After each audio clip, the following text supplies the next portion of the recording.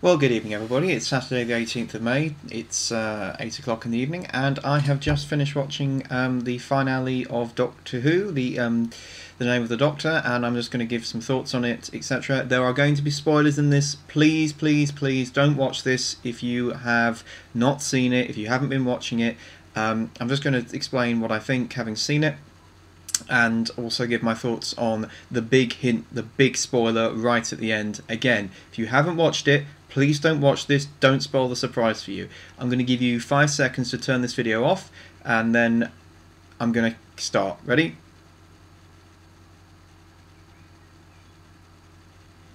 Okay, right, so, Name of the Doctor, we finally travel to Trenzalore. We travel to Trenzalore to find the grave of the Doctor, the one place in the universe he must never go. You know, the Doctor will take his secret to the grave, and it is discovered. Not the secret, the grave. And we re-encounter the Great Intelligence and the Whispermen, who, I mean, I liked the idea of the Whispermen, but they were kind of a one-off thing. I mean, the thing about them, I felt, was that we never really saw much of them. The whole point of the story was about the Doctor's relationship. Obviously, we saw River Song, we saw Madame Vestra, and all the rest of it. But what I really want to talk about is the last 2 minutes. So, in the last couple of minutes, Clara follows the Great Intelligence into the Doctor's sort of time stream, and sort of cuts herself into pieces, as it were, and is deposited all throughout history.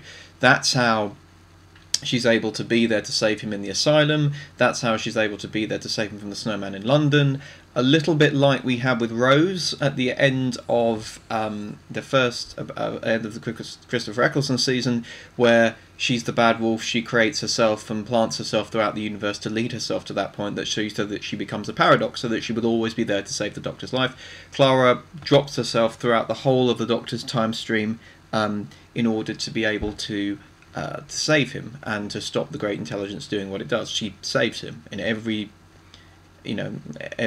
point in history. She saves him, even on Gallifrey, and we see Gallifrey again, and we see all the Doctors. I think the only one, well, the only we didn't see Paul McGann, but we did see. You do see Tom Baker. You see John Pertwee. You see Sylvester McCoy. You see Peter Davidson, you see all of them, and you know it's with one or two exceptions, maybe one or two noted exceptions of who you do and don't see. But the big thing is at the end, Clara lands on what just appears to be the greatest, some wasteland, and she's lost and she doesn't know how to get around. And the Doctor appears to save her, and as he does, a final figure appears and you see with the back to the camera, and Clara looks at it and she says, "Who is that?" And the Doctor says, "Well, it's me." And she says, "No, it's not. I've seen all of your 11 faces. He's not one of you. You said to me you were the 11th Doctor." And he says, "Yes, I am the 11th Doctor." But he wasn't the Doctor. And so what this does is two things. Stephen Moffat promised that this episode would change Who forever. Well, it has. Because it shortened it. Because if that person played by John Hurt is as yet unseen previous incarnation, it must be previous incarnation of the Time Lord who calls himself the Doctor, then the Doctor Who franchise has just been shortened by one actor.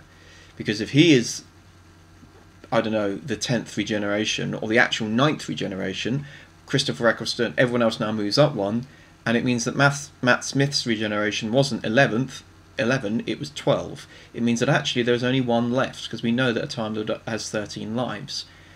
I think, and I'm going to put my cards on the table here, I think that this guy is the Doctor who participated in the Time War. I think that the Time War began during the lifespan of the 8th Doctor, Paul McGann, and at some point in the Time War, Paul McGann's Doctor, the 8th Doctor, dies. And the person who comes from that is a person who is born in battle and in blood. And you hear John Hurt say something very, very interesting. The only thing he says what I did in the name of sanity and in peace. So he ends the Time War. That's the Doctor who ends the Time War. It's not Paul McGann. There's been one in the middle that we haven't seen. this, I think this is the voice that we've been hearing all throughout the kind of Doctor Stephen Moffat's tenure at the head of Doctor Who. You remember in the very first episode we heard "Silence Will Fall," and that voice, I think, has been John Hurt the whole time. He is the hidden secret that the Doctor has been trying to hide. Now, this is a thing where I'm not entirely sure. The problem with this all being, in inverted commas, temporal, wibbly wobbly, timey wimey, is you don't know when the Time War actually happens. I think we do know that it happens between Paul McGann and Christopher Eccleston, so that's why I'm going to put him. When I first saw it, and I first started sort of taking it in, I did wonder whether or not the Doctor's decision to call himself that actually comes after his second regeneration. At some point, whoever that is, that character that John Hurt is going to play, he, as that character, has committed genocide and has done terrible, brutal, evil things to achieve galactic peace. He's a tyrant. I think we're going to see that whoever he is and whatever he did, he was a tyrant and a mass murderer, and one who acted for the greater good without pity. So the Doctor that we know now, the happy, laughing, joking, running around, not him. He is a Doctor who is a Time Lord at the height of his powers, fighting in a war. And he is the one ultimately, I think, who ends it. And whatever happened at the end of the Time War, that particular incarnation of this particular Time Lord was the one who used the moment, whatever the moment is. I think we'll finally find out, and from that died and regenerated into Christopher Eccleston. And I think a lot of the it's a very good question whether or not Russell T Davies and Stephen Moffat had ever discussed this, but Christopher Eccleston's Doctor was an incredibly angry Doctor, and I think what you're beginning to realise is that the whole persona that Christopher Eccleston's Doctor had of just constant rage comes as much from guilt as it does from anything else. I don't, when I first saw it, when we first saw the first season, that particular season, we knew he was a damaged, broken Doctor, a product of whatever had happened to him at the end of the Time War. And I think most people, including myself, thought it was just the stress and the loss and the watching of an entire universe going to pot, seeing his homeworld being destroyed, all of which had created this very, very broken man. What we now seem to suggest is that actually it's because of guilt of what he personally did. The fact that all of his sort of philosophy about never using a gun, never picking up arms, he abandoned them. He abandoned his principles, became this monster that he has buried, and that this ultimately is the reason why, more than ever now, he hides behind the name. Now, this is the thing. I'm not sure. Like I said, I think he is going to be placed between Paul McGann and Christopher Eccleston. However, he might be placed right at the beginning. He might be the first incarnation of this particular Time Lord who fought in a war and, in shame of his past life, turned away from it. But I don't know. Because that would make more sense. Because that would make more sense as to why he calls himself the Doctor and runs. Because he's so terribly ashamed of what he was. Why does he spend the rest of his entire life trying to make up for the deeds of the past? Was he as bad as the Master? Was he, is that where the great war with the Master comes from? The Master, in the Doctor, in their first incarnations, whenever fighting, act in a way whereby they do what must be done, and at the end of it the Doctor in shame abandons it and the Master doesn't forgive him for that. I don't know, but I think, as I said, I think that this is the Time War Doctor, the Time War whatever his name was. I think that you'll find that he drops the name, he goes back to Gallifrey to fight, and takes up his role as a Time Lord in a time of war. He's no longer the bumbling guy running around trying to save the universe. He becomes a soldier. And that I think, is what this whole secret has been about. I don't think we'll ever find out his real name. I mean, probably, you know, right at the last. But like I said, the two things to take aware of is that there is an extra incarnation which we haven't seen. I think that in the 50th anniversary we are going to explore this. I imagine the 50th anniversary is all about the Time War and what actually happened, and the fact that there is this extra person that, you know, that we find.